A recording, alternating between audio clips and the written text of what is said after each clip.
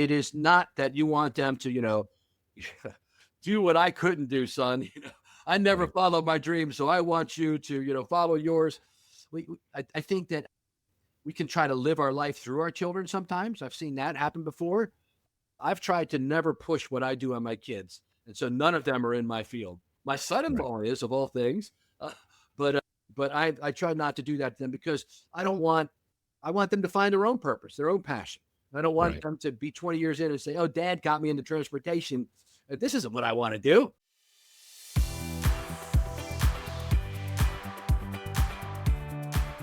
Welcome to Gap to Gig, the show for dads navigating the in-between season when work, identity, and priorities start asking different questions. Here we talk about what that season looks like and how to move through it with intention. I'm your host, Michael Jacobs, and today's guest is Paul Comfer. Paul is the author of the upcoming book, Find Your X Factor, and a seasoned leader who has reached the top of multiple careers across government, transportation, elected office, and national media. After decades of leadership and hundreds of conversations with high performers, Paul noticed a pattern many of us recognize. From the outside, life looks successful, but from the inside, something feels off. The work drains energy instead of creating it. Paul helps people understand why that misalignment happens and how to move toward work that fits who they are without blowing everything up or starting over. Paul, I'm excited to chat with you today. Welcome to the show. I'm really glad you're here. Thanks, Michael. I'm excited to be here too, man. Thanks for having me. My pleasure. So many dads listening to this show are doing what they were told would work, right? And they build careers that look solid on paper, but something doesn't feel right anymore. I kind of want to start there with you. You've reached the top in several different careers. When you look back, what were the earliest signs that success and fulfillment were starting to kind of drift apart for you? Yeah, thank you. It's a great question, and this is the classic midlife crisis question, right? So Right. you work for 15 or 20 years in a certain career, and then you're like, "Crap, this isn't really this isn't fulfilling me. This isn't making me feel satisfied inside. I feel like I'm working for the weekends, maybe just for the paycheck." I remember, Michael, I told myself a long time ago I would never do a job just for the money, and but I ended up staying in a job for several years just for the money, and it was soul draining. It definitely wasn't worth it as I look back on it. I learned it the hard way that what you said is true. So the book and kind of my theory behind the book is something that I've been teaching for many years. It's something I found out early in my career is I was able to identify really what made me feel alive. I think everybody, if you take some time and you think about your hobbies, what you would do for free, what you like doing, when you come away, you feel energized. Time seems to fly when you're doing it. Like for me, it used to be playing Command and Conquer on the computer. And I finally had to throw that sucker away, the disc, because I got addicted to it, right? So, but it was the thrill of victory, I think, that a lot of men feel like they need and they don't have it in their real life. And I've noticed that in my own life. And you can notice that too, right? If you if you're feeling that, sports and any kind of scores, men have inside of them an innate desire, I think, to achieve, to win, to have victory. And we do it. That's why we're so fascinated by scores, right? And sports and all and video games that had battle where we kind of put ourselves into them. All that in my mind is salving an open wound inside of us, that we all have a purpose inside of us. And that when we're fulfilling that purpose, we feel full.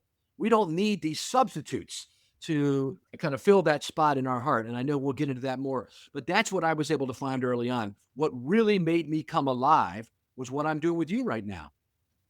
I Yeah. feel my best and I'm at my optimal performance as a human being at a dinner party with about 10 people, 12 people, and we're all socializing and talking about important things, not just surface things, the weather and sports, but, what's going on here. I actually host big dinners. I call salon dinners at conferences around the world where I invite top leaders from different industries to come together and to share what makes you come alive, what makes you feel, and these. So if I'm my day job is transportation. So if I have a bunch of transportation leaders, then let's not talk about that. Let's talk about, what, well, I like rescuing animals, one CEO might say, and another one might say, well, what I really enjoy, to be honest with you, is golf with my buddies on the weekend. So analyzing that and figuring out what makes you feel like you're coming alive is a big part, Michael, to figuring out whether or not you're on the right path to purpose. Yeah. I love that. I like how, early on in your answer, you said you kind of like slow yourself down to think about what is it that you like to spend your time on, right? It's like, to me, it's what would I do when I have nothing to do? right? What would I choose to use my time on, right? Because we all have a limited amount of time, right? Life is finite, right? You only have so many days in the there are so many hours in a day and so many days in a week. So it's like, how do you want to spend the time that you do have? And can you how do you maximize the amount of time you spend on the things that, as you say, light you up, right? And give you energy. I like how you remind me to think about what it is that really makes me excited, really gets me energized because yeah, I can enjoy my work. Does it light me up every day? Fortunately, yes, for the most part, right? But that wasn't always the case. My first job out of college, I wasn't like, oh, this is the greatest thing ever. I want to do this for the rest of my life. Right. But I had to figure out what do I like? What do I enjoy? And can I find a career out of it? And not everything you could build a career out of, I presume, right? Like I don't think there's not probably not many professional Command and Conquer players, Right, yeah. right? Did you ever play that, on the way? I did not. I know people that did. Yeah, yeah. It's addicting me, and I don't even wanna Yeah, say it because 'cause I'll probably get somebody addicted to it, but yeah. But anyway, yeah. No, and you're right. It doesn't have to be always a career, right? It's about your life, being yeah, rounded, yeah. right. It's really interesting. Like sometimes I think a lot of dads feel guilty that they have a stable career and they start to question it, right? They're like, I have this career. I'm lucky I have, especially in today's day and age, right? Right. We're in a very unique economy right now, very challenging economy. And there people I think a lot of dads feel fortunate that they do have jobs right now, the ones that do have them, right? And so they might be feeling guilty that, yes, I have this job and it's paying me well, but it's not really what I love to do. And so there's sort of this like internal tension there, right? Between they they have this job, it's stable, they've had it for a long time, it pays well, they're respected at their job perhaps, but it's not really what they want. Why do you think that internal tension shows up so often Yeah. between like, yeah, I'm fortunate to have this job, but it's not really what I want to do. But Yep. I'm going to Yep. stay there because it's great, or no, I need to start looking at Right. doing something different. Let me answer that with a quick story that I recount in the book, Find Your X Factor. And that is when I was young, I love music. I still love music. I play piano, I sing. I had a band, Sons of Thunder. We recorded, toured. It was a full band, we played a lot of original music, we guitars, bass, drums, backup singers, lights, everything. We're pretty and we put all of ourselves into it while I was in college, So I'm in college. The other big thing I'm doing is a band. We played it at my college. It was awesome. So, but as we got through college, getting 21, 22 years old, we all started to we were all basically the same age in our early 20s. Right. Our drummer was a little bit older. He'd been in another big rock band in Florida, but we all, my rhythm guitarist got married. I remember that's what happened. Zeke. And so then, he had other priorities. And we were practicing several nights a week. We were out every weekend trying to do gigs. And it came to me this we all loved this and we all felt like we could make a go of it. Could we really go pro? But as we got to the point where a decision had to be made about what we were going to do with our lives, all right, we're getting ready to graduate. I realized, I'm getting ready to graduate from University of Maryland, and I've got to get a job. I'm engaged. I want to get married too. And that means Right. I have to have a real job, support my family. We're not making that much money doing this. We're putting all the money into the band, the equipment, all the stuff we're making. And I basically came to the conclusion that even though I love this, even though this makes me feel alive, I love being on stage performing, I love being with my friends. We had a group of about 30 friends who went with us everywhere. We had a tight like clan that went with us everywhere. Even though I loved it, I knew we weren't good enough to make a career out of it. You know, you go to Yeah. Nashville and you can see every bar down Broadway is filled with musicians that they're good enough to be, world famous, but they're not. Either they Right. don't have the connections, the skill sets, all the things that are required to make you a success in a highly competitive field. And that's where I felt we were at. We were good, but we weren't great, and we didn't have great connections. I didn't know anybody at Arista Records that would sign us. Right. And so I made like the first adult decision of my life. I went to the band and I said, "Listen, guys, I went through all that and I said, so we got to be real. Are we going to do this or not? For me, it's not. I don't think it's going to happen. And in, 3 or 4 months, I'm going to graduate and then I'm going to get married shortly after that." And we all agreed. And so I was the leader of the band. We broke the band up.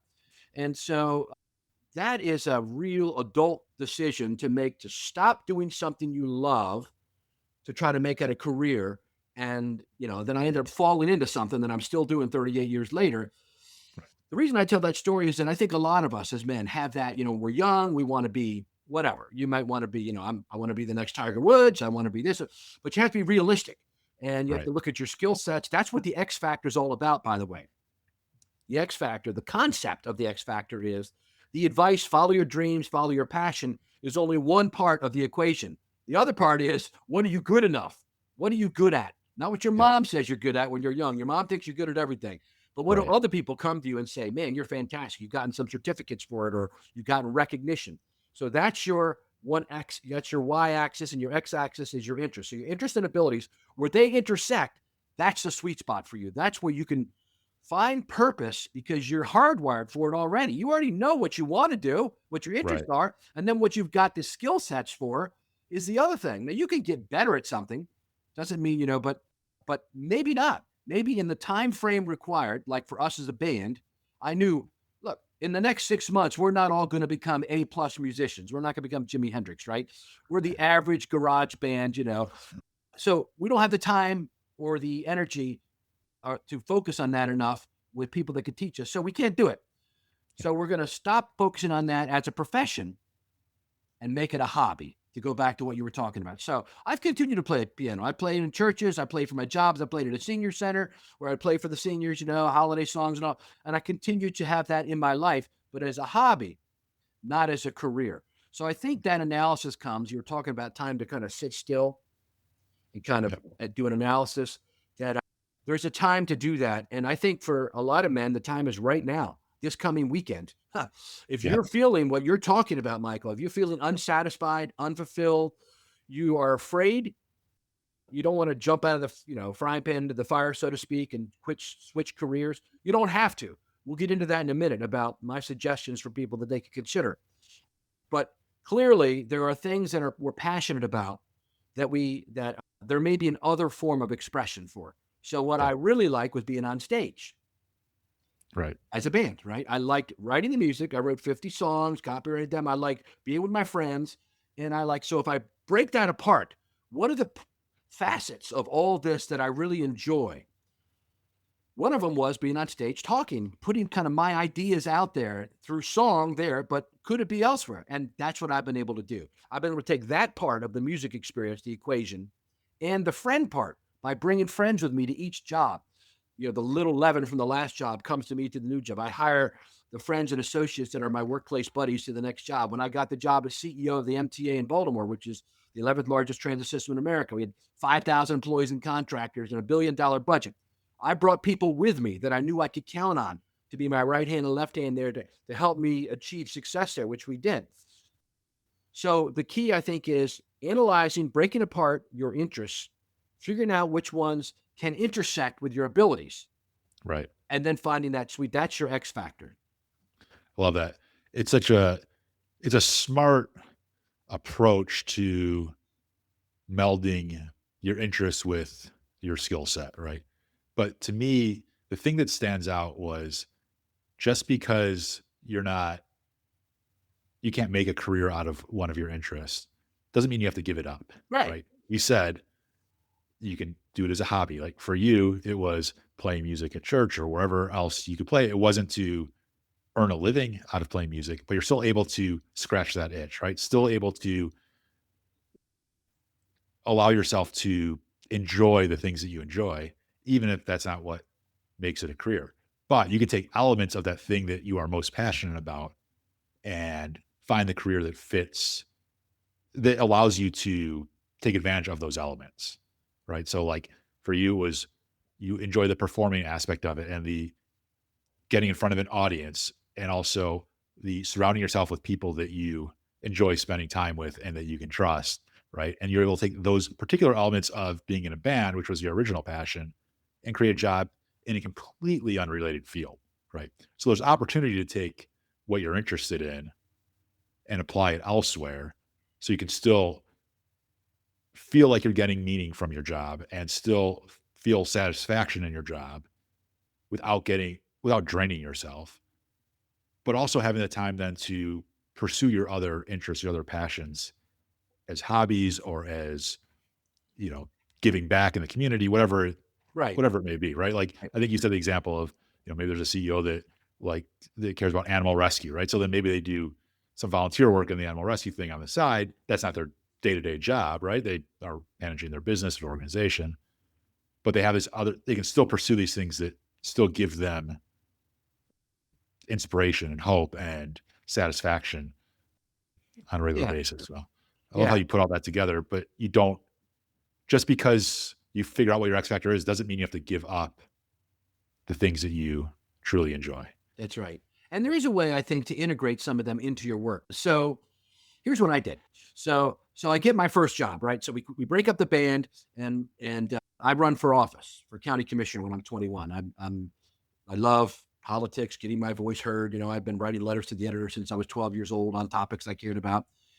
So I lose. I'm 21 years old. People are like, "Yeah, you're a Right. nice young man, but we're not Right. going to put you as county commissioner." And but I meet a guy, and I have a chapter in the book called "I Met a Guy." It's a story of my career. How every single job I've gotten is because I met a guy. It's always been a guy, not a close friend, just somebody I met along the way who Yeah. sees value in me and says, "Hey." So Irving was the guy's name. He ran for office too. He lost too, but he was head of the Department of Aging for the county, elderly services. And so we got to know each other during the campaign. And he said, "Hey, Paul, when you graduate, I know you're interested in local government. That's why you're in for county commission. Would you like to come work for our department?" And I said, "Yes." I mean, local government to me is where it's at. That's where the rubber hits the road, and that's where I wanted to. That was my passion. That's why I'd run for office. And so he said, "All right, which job do you want?" I got two jobs. One job is called the nutrition coordinator. And this one oversees the three senior centers we have in the county. It's called nutrition coordinator because you help set up the menus, but there's guidelines. You don't have to be a nutritionist to do that, but that's the current title. And then the other job is transportation coordinator. That's a brand new position. I just got a 1-year grant to run the program. We have enough vans now, though. We need somebody to kind of lead that for us. So I said, "Well, I don't know, Irving, which one do you think I should do?" He said, "Take the transportation one." So that's what I got. Here I am 38 years later, basically doing the same thing. But I Yeah. was able to infuse into that job those things we talked about. Right. So I started a newsletter that it was for the whole department. I wanted to communicate. So I started a newsletter. Then I started a monthly meeting for all the employees. We only had like 15 employees, but I would do a monthly meeting. They're all old enough to be my grandparents, the drivers and the dispatcher and all. So I'd do a cover dish meal. We'd all talk about what's happening. Then I'd give a little talk on some topic that I was interested in that week, maybe a book I read or whatever. But right from the beginning, I infused into my little small job with a $250,000 budget where I was making $14,876 a year, just about the poverty level in a local government job. But I was able to put into that job what I loved. And then I the interaction that I had with the seniors in the senior centers just filled my soul. Every day, Michael, I went home feeling like I know how I impacted their lives today. I Right. I was on the van with them, taking them to here. I even got my commercial driver's license so I could do the job and drive the larger buses. And so I infused that. And each job along the way I've had, I was able to do public communication, which is as I've been able to summarize kind of what my interest level is, the x-axis of my interest. So my interest was public communication. So later on, I'll just wrap it up real quick, but just to give examples, later on I became the county administrator, like the CEO of the county government.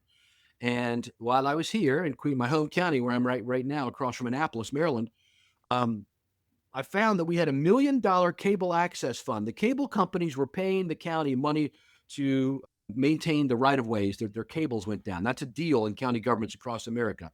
And we Sure. hadn't done anything with that money. Well, one of the things you could do with that money is start a cable access channel. So that's what I did. I hired a guy that set up a studio in Washington, D.C., came here, built a studio for us in the county, and I built what's called a PEG channel, Public Education Government Channel. I got the community college, the Board of Ed to have their own channels. And we started putting on there, the county commissioners meetings, the planning and zoning meetings, but also programs about the community. And I was able to put myself into a place to do public communication. Later on, when I did the same thing in another county, enhanced their station. I won an award as the cable access leader for Delmarva, the three-state area for the cable industry. And then when I got the job as head of the MTA, I started a radio station, a FM radio station in Baltimore City, that was on the top of Television Hill. I had a guy that we were calling radio stations every morning to give traffic and transit updates and all that. Why not have our own station? So we did. I had a guy on the team that was really skilled in that area. And so we built WTTZ, FM 93.5, smooth jazz all day long, and 5 times an hour, traffic and transit updates. And so I was able to continue that passion of mine. And then when I retired, I took a job with a company that said, hey, would you start a podcast for us? And then later on, I started a TV show and then writing and speaking at conferences and all that stuff. So I've been able to, in each job, infuse what I love so I feel happy about it. One job, Yep. I was running a call center for Washington, D.C. Metro for the paratransit system for people with disabilities. And I couldn't find an outlet, Michael, for that, that there was, I wasn't in a position of power to do Yep. something dramatic like those jobs. But you know what I did do? I volunteered. I said, how about I do the new employee orientation the first day? Not the in-depth training on how to use the software, but I want to be the one to give an orientation to what we're doing here. It's a full 8-hour day. So once every 2 weeks, I got to stand up in front of 30 people and talk to them and communicate and interact with them. So that's my suggestion to those men in your audience or women who are listening, saying, what, all right, I don't have the ball, I don't have the authority to start a radio station. I don't have the power to do that. I'm a cog in the wheel. Well, are there things after you've identified what they are, your Right. interest, are there things that you could volunteer for in your organization, even if it means some extra work, but it would fill you with satisfaction knowing that you're using that skill set that you have and your interests. Right. Yeah. So first of all, fascinating development of going from quitting your band, right, all the way to having like TV shows and starting radio stations and all these other things and government in between, right? That's a very unique path. But what I find most interesting is you figured out a way to you had interest, right? Communications and eventually transportation became an interest of yours, right? You align that with your abilities, right? You were clearly good at organizational skills and communicating ideas and putting people in the right places. But you also had purpose, right? Like one of the things you said early on was the value you got from working directly with those seniors in your first job, right?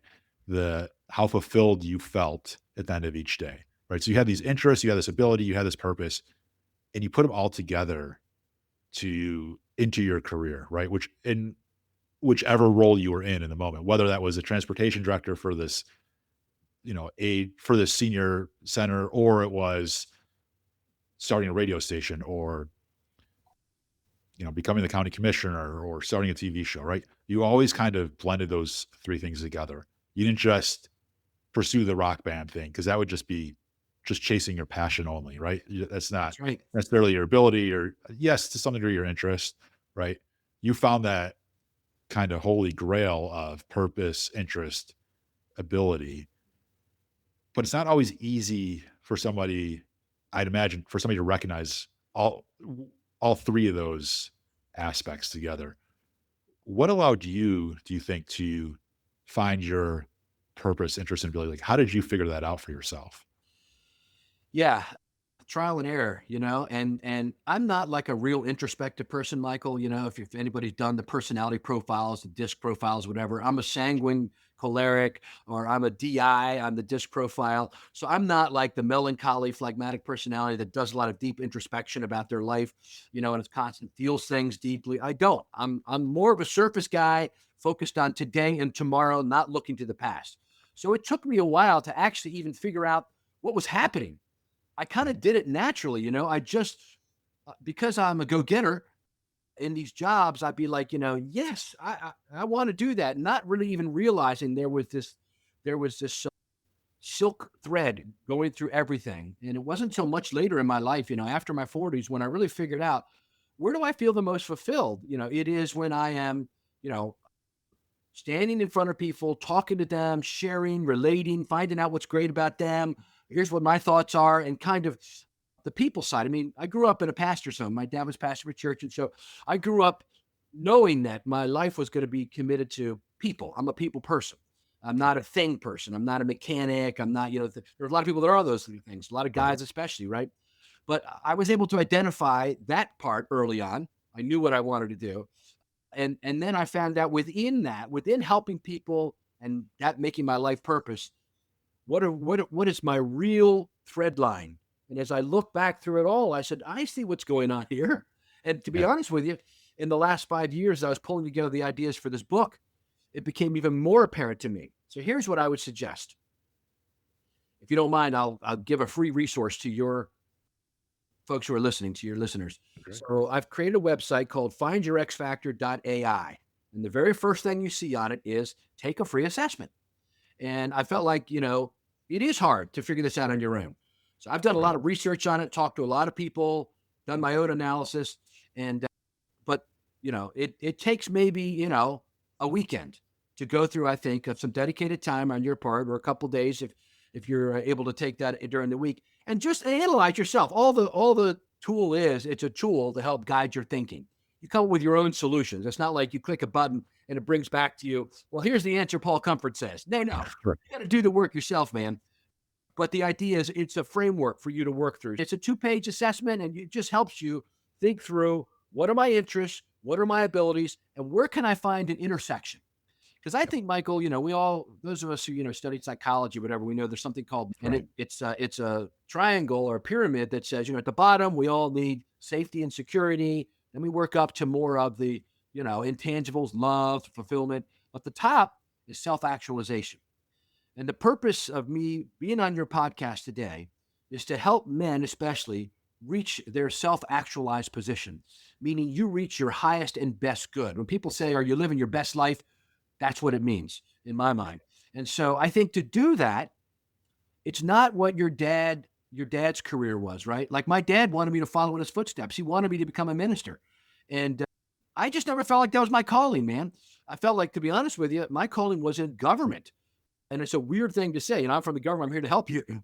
But especially local government, I felt like that's what I spent my career basically in local government and transportation. So, your dad or your mom can set you on a career path. And then later on, you're like, this isn't what I wanted to do. One of Right. my son's best friends, his dad had an HVAC company and he basically was willing to give it to his son. And he had built up a great business. But his son was like, Dad, it's not what I want to do. You know what he's doing now? He's a cowboy in Montana. His name Wow. is Patrick. And he sends us pictures and he's doing just, the Yellowstone lifestyle. He's actually as Yeah. far as on a ranch, moving horses and cows and all that stuff. So anyway, he found what was he's living his bliss. So everyone has a different path in Right. their life. And you might be set on it by happenstance, like me. A guy says, hey, which job do you want? I'm like, I don't know.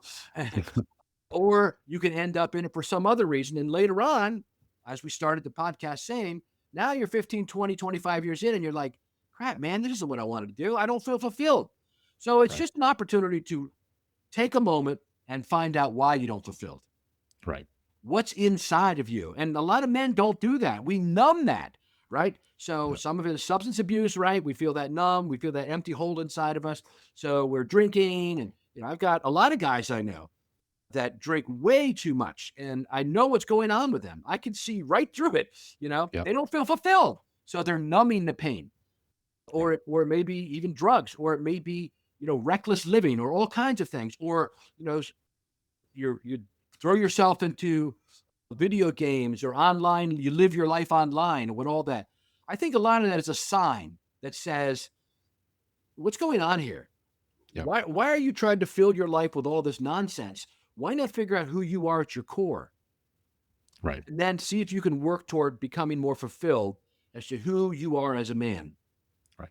So for dads specifically, when they maybe are in the wrong role for themselves at work, right, where they're not in their X factor per Yeah. se, how does that affect their presence at home in ways that they might not even notice? Right. Well, they say the old, you know, S rolls downhill, right? So you come Right. home, you're upset at work, and you kick the dog. So, so, and 70% of job satisfaction studies show have to do with your relationship with your boss. So some Yep. of your job dissatisfaction may not be that you're not in a job that finds you fulfilling. It may be you think your boss is a dick, you know, and it's Right. just not, and not your cup of tea. And so there's all kinds of strategies, and I'm sure you've already talked about on your podcast about how to work with a boss, how to manage up, and all those kind of things, or how to shift yourself in an organization to a different position where you're not under them as much, that kind of a thing. But yeah, I think that it does impact your life as a father if you're not fulfilled. Now, Yep. some men, find, and I did too. I have 6 children. We have 10 grandchildren now, and three more on the way. Super excited. We have Oh, over 20 congratulations. people in our family clan, and we're all very close. My kids are very close to me. I have 2 boys and 4 girls, and I talk to them pretty much, several times a week, if not every day. And they're all basically grown up now, but I'm in their children's lives, and so I think God created us to find fulfillment in our progeny, right? And it is not that you want them to, do what I couldn't do, son. I never Right. followed my dreams, so I want you to, follow yours. I think that we can try to live our life through our children sometimes. I've seen that happen before. I've tried to never push what I do on my kids, and so none of them are in my field. My Right. son-in-law is, of all things, uh, but uh, but I try not to do that to them because I don't want I want them to find their own purpose, their own passion. I don't want Right. them to be 20 years in and say, "Oh, Dad got me into transportation. This isn't what I want to do." So for me, I think that a man should find fulfillment in his family, in his wife, and in his children, and that can be a big blessing and fill a big part of that hole in your heart that it really there is on purpose. So you'll fill it with family, right? It's part of Right. the propagation of the species. But on the other hand, if you're totally unhappy with your job, it bleeds into your family life, right? We all know it. We come home, it takes us a while. Well, I always liked, so for 5 years, Michael, I had a job that I hated. It's the one that I stayed in for the money. Even though I Yep. found things I could do there, my bosses were terrible to me. I felt like I have a chapter in the book called When You Hate Your Job. And it's the 5 things that I hated about my job and the 5 things I learned while working there, and how hating my job and what I hated about it actually helped prepare me for my next gig. So it was good to learn from that. I didn't know it at the time. It took me about 6 months to a year to figure all that out as I was analyzing, what was happening this next job. It's because I learned basically how to eat steel wool for breakfast at the job I hated, if you know what I mean. Yeah. And so I needed that for my next job where I was told to be a change agent, come in and kick butt and take names. So yes, it can affect your relationship with your spouse, with your children. I always had like a long time to drive home so I could decompress. And I think Yep. that's part of a tool for men, especially, is to decompress as on your way home, and don't just listen to the news on the radio on the way home, man. That's going to get you more ramped up. Do Right. whatever you have to do to decompress. So when you come in, you enter the home more neutral than coming in with negative energy.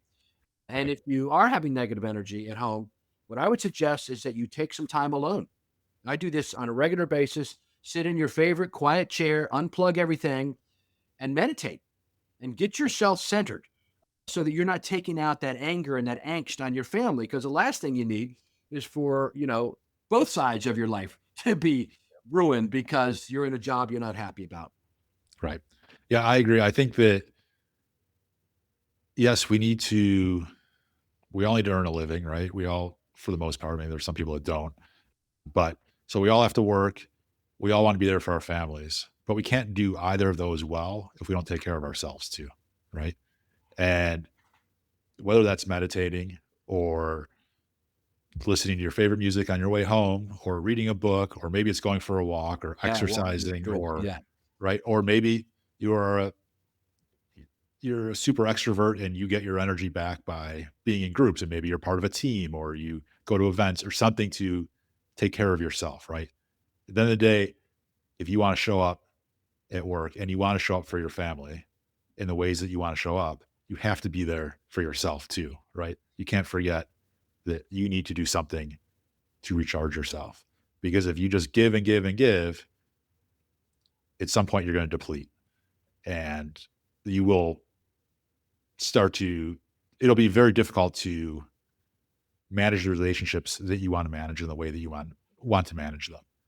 Now, on the flip side of this, you have what you call your X factor, right? Which you find what really aligns with your interests and your skills. And at that point, you've told me before that it makes work kind of feel more like play, Yeah. right? What changes when work stops draining energy and starts creating it? Yeah, absolutely. That's all really great points. Let me comment one more thing about what you were just saying because you Sure. sparked something inside me, and then we can go into this, which is kind of self-care, right? The old saying that if you hear them on the airplane, if you're sitting next to a child and we experience cabin, decompression, put the mask will drop, put the mask on yourself first, and then Right. take care of your child because your nature is I want to take care of them first, right? If you're Right. a good father, which I'm sure most of your listeners are. So, but you do have to take care of yourself first. So I think that involves, we haven't talked about it, but let's just dive into it for 2 minutes, Sure. which is a morning routine, which gets you focused and ready for the day, right? So the last thing you want to do is open your eyes and immediately get absorbed in social media, laying in bed, in my opinion. Or, so I think after, you go to the bathroom and you go downstairs or whatever, I think that even if you have to wake up 30 minutes early, you need to find a place to do something that empowers you, something that it, like you said, like go for a walk in the morning, a 15-minute walk, just to clear your head, to get your health self focused, some self talk about what you're going to do today, kind of getting yourself charged for the day. Something that, so what I love reading history and great biographies of great men. And so I spend 4 out of 5 mornings I get up, get my coffee, go downstairs, and I work from home, so I don't have to run to the office now. But I'm able to sit. If even if I was going to the office, I would just start this way anyway. Sit for 15 minutes and read the book I'm reading. Right now, I'm reading a book about the relationship between the Kennedys and the Churchills, and it's very interesting. I'm sucked right into it. So something that feeds my soul. Right, I Right. need my soul to be fed every morning. We don't want to go into work with our cup empty. Right. We don't have anything in the tank then. We're depleted. And then a walk will help you to. So I would say add yourself a 30-minute window in the morning where by yourself you can feed yourself and get yourself ready for the day. I think that's so key. It's really helped me as a man uh, not let the weight of all the things that are going to hit me in the day hit me when I'm not prepared. It helps me get prepared. And then what my wife and I do is we've been married 38 years is we have coffee. She comes or she's sometimes there before me, but we sit and we just talk about the day. And so then I relate to my spouse, my other half, and we Yep. make sure we're on a good part, even if it's just 5 minutes of general conversation. What are you doing today? What do you got going? What do you have for dinner? Blah blah blah. Just something to connect, so that when I leave and kind of dive into the day as into my job, I've got myself and my number one relationship centered, so I'm not off balance for the rest of Right. the day thinking about, oh, I should have, I'm angry at my wife or whatever. So I think that centering is so important every morning. You think that's true? I do. I think I like how you break it down to a manageable activity, right? We're not saying you have to do these grand gestures, right? You don't have to do these grand things for your spouse, right? Every morning. You don't have to do these grand things for yourself either. It's 15 minutes with a book. It's 5 minutes of just connection. And that connection doesn't have to be anything earth shattering, right? It could just be like, this is what I've got on my schedule for the day. This is what you got on your schedule for the day. We're going to come back together for dinner. This is what, we're going to do for dinner. Right. And that's it. And it's just like a way to be like, yeah, we're on the same page. Exactly. And right. And there is some comfort in routine, right? And that you get from that of knowing like, okay, I'm not going to be able to control my entire day necessarily, especially if I work with others. Right. Right. But I do know what comes next. I do know there's dinner there at the end of the day with my spouse, with my partner, with my family, right? Or I do know that I've got this 15 minutes for a walk every morning or 15 minutes to read a book to just kind of decompress and set myself onto a certain trajectory for the day, Yes. That's a good right? word, trajectory. I love that. Right? Yeah. Because you can't control your entire day. You never know what's going to happen, right? Right. So, but you can have things that you kind of rely on. You have your guardrails there that kind of keep you within limits so that when something unexpected does come up, you still have something to fall back on. It's Right. good. Yeah. Yeah. Especially in management, right? They say management, the main job of management is interruptions. Right. And, you're constantly trying to, I don't want to be interrupted, but, actually, when you realize that it is interruptions, the inventor of the light bulb, Thomas Edison said, you know, every day, I never worked a day in my life. That was his quote. because every day felt like it was something fun. He was following his X factor, right? He was Yep. great at mechanical things, but he also had a passion to, discover and create. And so he found a Right. spot where he did them. He invented all kinds of things. I think there's maybe it's 1,000 patents or something like that. So yeah, so I think that when we do tap into that spot, right? So it's easy to visualize, right? Yep. Do you wake up with fire in your belly every day? Not acid reflux, which I get sometimes, not that fire, but the fire in the belly, metaphorically speaking, meaning, yeah, I can't wait to go to work. I mean, I'm telling you, 4 out of 5 men don't have that. Right. They wake up resentful, Monday morning, the Monday morning blues. That's terrible to live that way. So you got to find, in my opinion, you got to find some reason that you enjoy work. And so that's what we've Yep. been talking about today. Figuring out a path for you, even if it's a volunteer function at work you're doing where you get some satisfaction. Yep. And you don't want to quit your job. It's not about blowing up your life, and all that stuff, unless you found something definitely better. But I have personally done a lot of zigs and zags in my life for that reason. I would get to a point where, I want to use my same skill sets and my interests, but it is maybe I'm not. Maybe it's not that I'm unhappy where I'm at, but maybe something better has appeared as an opportunity through a conversation with someone. And so, I'm a believer in risk taking. No risk, no reward. Not everybody can do that. Like I've had, 8 jobs in my life. This current job is my longest I've ever had, 8 years. Some of my jobs are 2 years, 3 years, 4 years. I think four is the average. That is the norm today, by the way. I think everybody knows that today, the average, it's not like you do your 30 years to factory and then punch out. Right. Almost no one does that anymore. Corporations have proven why that's the case. The Yep. corporations we work for. So, but you want to wake up with joy in your heart about some task that you're going to do today where you Yep. can look forward to it. And so look for it.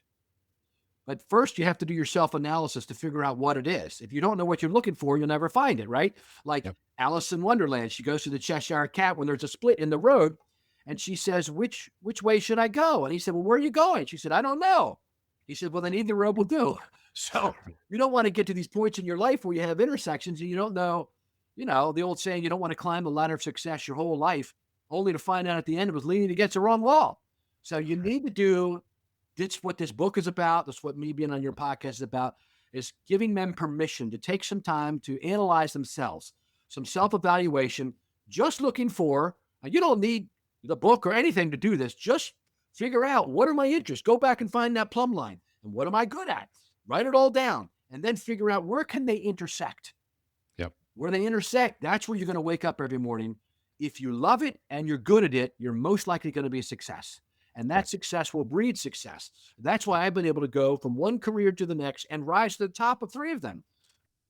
Is that I've been able to figure out what is the intersection and apply that in different careers with my interests and abilities. 9 out of 10 people are scared to death to talk in front of people. So it's easy for me to find a niche for that, right? Sure. Everybody needs somebody in their team who's a front man, as they say, or a front woman, right? So I'm able to take that, and because I can communicate and connect with people well and build relationships, it's what it's all about, right? Relationships are the grease that make the gears of commerce turn. So Right. what I do is I interview CEOs of transit systems in my podcast. I've interviewed 400 of them. We just celebrated my 400th anniversary episode. And so that is that C-suite connection that helps my company love it, the thought leadership C-suite connection, and they're the customers of my company. So I Yep. don't have any ROI. I don't have anything I have to, money wise deliver. It's just the relationships that help us, our company in the long term. So Right. my thought to you is that to wrap it up and to summarize and kind of tie a bow around it is that if you can find one or two things that make you feel happy because it's using your skills or your interests at your job and you're able to integrate them into your job, I'd encourage you to look at doing that. And Yep. if you can't, then I'd say open up your eyes and don't quit, but open up your eyes and start looking around. But you have to figure out again, you don't want to just jump from one thing to the next if it's not going to be fulfilling to you. If you Yep. don't feel fulfilled, you got to figure out why first. Right. That's what we're talking Yep. about today. Figure out why, write it down, and then you know what you're looking for next. Yep. Absolutely. What I find really interesting about this is I think, and this is my theory based on what you just said, is that your interests change, right? So Yeah. what you were interested in when you first graduated college, probably different than what you're interested in today. So your X factor is not a a permanent position. right?